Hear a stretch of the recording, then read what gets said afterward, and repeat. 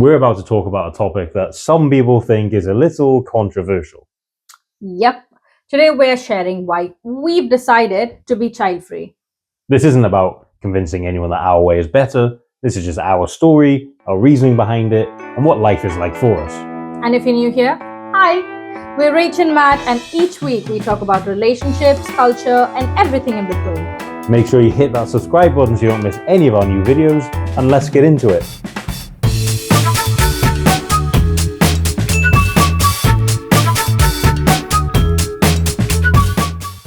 Just a quick disclaimer before we get started. We know this can be a sensitive topic for some people.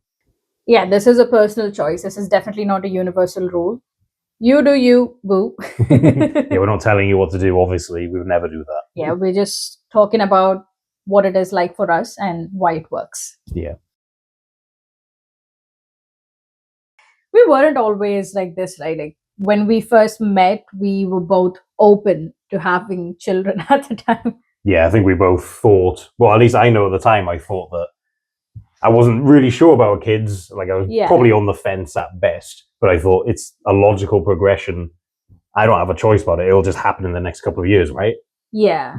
I guess it's just the way this narrative is fed to you throughout your life that, you know, you got to do this at a certain age and then get a job and then buy a house and then have children and then grow old and get your children to visit you on holidays.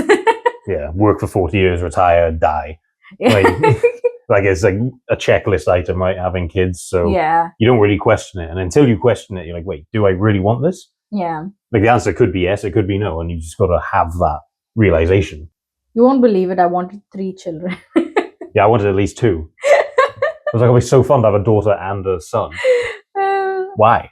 I don't get what the fun part is. Now that we think about it as adults, it's so much work. Yeah. Well, I know now it was mostly self-centered reasons. Like it'd be cool if they were into the same hobbies as me and I could have like they look like a combination of us, be like a caramel baby. I don't really know when we changed, well, not necessarily changed our minds, but came to the realization maybe we don't want kids. I don't know when that happened. It sort of was like a natural progression to us. Yeah, it felt like at some point we just had a talk. We were like, wait, we don't want them, right? Yeah. I was like, okay, cool. That was basically it. I don't know if it was seeing people we know have children and watch them deal with the problems. Yeah, like I've got friends with kids and I was like, what? How do you deal with that? And obviously, not to get too philosophical, but the world isn't necessarily a good place in general. Yeah. Like, I guess that's also been a big influence on how we see children, especially the job market and cost of living.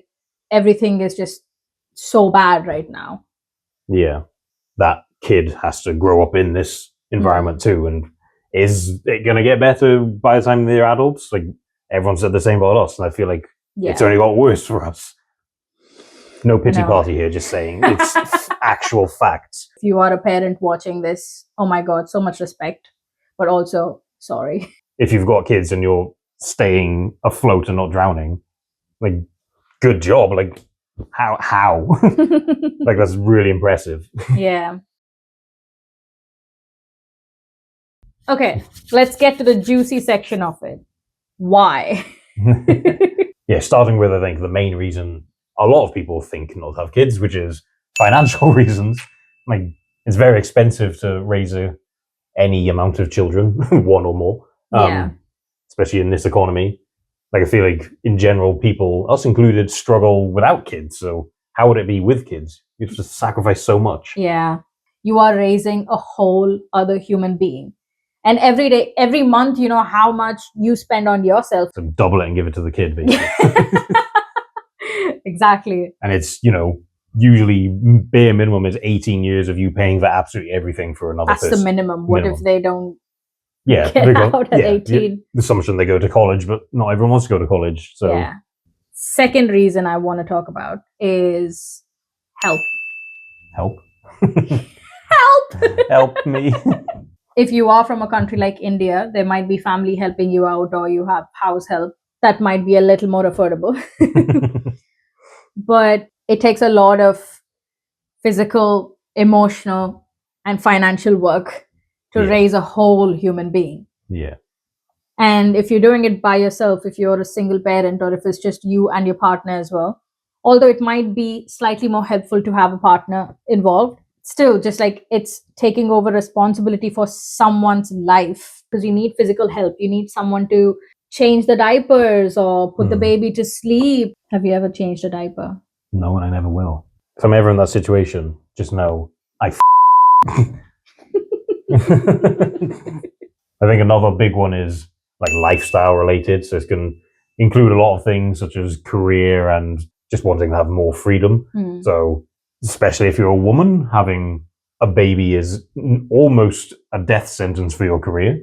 Yes, there is maternity leave, but how many women just can't or don't go back because they got replaced during maternity leave? Or if you're in America where there is no legal minimum requirement for maternity leave, you either don't have a baby or you go back in after like a month. Yeah. Which is crazy. It's not just about them allowing you to come back to work, but also, are you able to work? You're still recovering from giving birth, and postpartum has so many effects on, like, the different effects on different women. Yeah, it can take like up to 2 years to be okay after having a baby. Yeah. So if you're expected to go back to work after a month, that's just, you've probably still got stitches down there. And you're looking after that tiny human being. Like, it's also on the flip side for the dads, like paternity leave is non-existent. Yeah. I think in the UK, the legal minimum is 2 weeks, which is like, yeah, it's fine that dad didn't go through any physical stuff, but that means the mum is then just on their own. Yeah. It's like, how's that fair? Obviously, both those things affect the mum more, unfortunately. Also adding to that, to the lifestyle factor, there's free time or freedom that you're never going to have again, because you're always going to be looking after someone. As well, we're going on holiday, but we're going somewhere where the kids can come. We're going to the restaurant, but the kids have to be able to come. Yeah. Date night, gone. Yeah. Going to horror movie, gone. There is no space, there is no freedom, and this actually causes a lot of tension between couples as well. Yeah. I mean, that's why we have respect for parents, because how do you do it? The next thing I want to talk about is the physical aspect of giving birth itself. Yeah. There are options of surrogacy or adopting, but I just want to talk about side effects of giving birth. Yeah, it's just side effects of pregnancy. Oh, 9 months of that, and then recovery from giving birth. For another 9 months. I was traumatized when my mom said they like cut you down there to remove the child. Yeah, and then stitch you up. Like, what? I think like 9 times out of 10, the opening isn't large enough for a fat baby head to fit through, so they have to just cut. Humans have evolved in the worst way for childbirth. Yeah. I don't think I'm ready to go through that. I don't know how you girlies do it, but it's a lot. There's things you may never recover from. Yeah. And just, even if I was desperate for a kid, I would never ask someone to, like, I want one. It doesn't matter what you want. We have to have a kid because of how insane pregnancy is. Like the amount of health issues you can have during pregnancy and afterwards. It's like, I can't ask someone to do that. They need to want it themselves.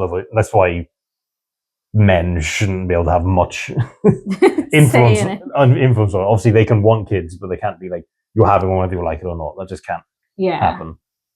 I think last but not least, what we want to talk about here is losing sleep. So I like sleep. Do you like sleep? I love sleep. Therefore, we don't want to give that up. In Friends, when, I don't know if anyone's watched Friends, but Phoebe's brother Frank, like they have the triplets, right? Phoebe's like, oh, they're so cute, they're so adorable. And he's like, I haven't slept for 4 years. Like, yeah, that's true, right? That is literally it. Yeah, that is true. So now we're just going to go through some misconceptions and presumptions people have when you tell them you don't want kids, and you never will. You'll regret it when you're older. No, and if I do, that's not your problem. Oh, it's so selfish. Is it really selfish though? Or is it actually the most informed thing to do when you know it requires so much care and concern and money, and then you're making a decision based on knowledge? You know, like everything we've talked about in this video, we've thought this through. It isn't just like oh no, I don't want kids. Why? I don't know. Like we've thought through every possible variation, and Yep. if that's selfish, then I want to be selfish. I genuinely think that not thinking it through and having the child is selfish. Yeah, if you just want a kid so you're not lonely at Christmas when you're 80, that is super selfish. You must hate kids. I don't hate kids, but I don't really like them. I actually like kids. I used to be a tutor. I actually don't like kids. Show me your dog or your cat. Oh, you're probably just infertile, right? We might be. But it's irrelevant. I was just going to stare down. I like that. If we are, bonus. We definitely love that we have loads of freedom. We can do whatever we want without thinking about an extra person. All I need to do is convince my adult partner. That's it. Yeah, because our main barrier is finances, and that would be a case with kids too. But on top of that, all the kids stuff. And I think also, if you're with someone and they really, really want kids, and you either don't want kids at all, or you're like somewhere on the fence, first you have to talk about it. But I think secondly, that is probably a deal breaker if it's like you're both rigid with that. Yeah. Do you know what? I just find it fascinating how many couples go through life, like make serious decisions, like get engaged, get a house, have bank accounts together, get married and everything, without having the discussion of whether they want kids or not. It is wild. Yeah, you're married and it's like, do you want kids? I'm not sure. It's like, how do you get to that point? Yeah. Yeah, don't just do it just to make them happy or because you think you have to, regardless of whether you want to or not. Yeah. Like that is a bad decision. It's not a trial or error, guys. Yeah. Just to reinforce that everyone's decisions are valid. So we've chosen to be child-free, but each to their own. Yeah, each to their own. If you've thought about all the variables, all the pros and cons of either side, and you've come to the decision you want kids, you don't want kids, then good. Then you've done it well. Also, let us know in the comments which side of the debate you are on. Yeah. Do you have children? Do you want children? Or do you have children and you don't want children? Or do you not want children at all? Whether you want 10 kids or 1 kid or no kids, that's completely up to you because life is too short to live according to someone else's script. Exactly. Thank you so much for watching, everyone. If you enjoyed this video, make sure you like, share and subscribe down below, and we'll see you in the next one. Bye!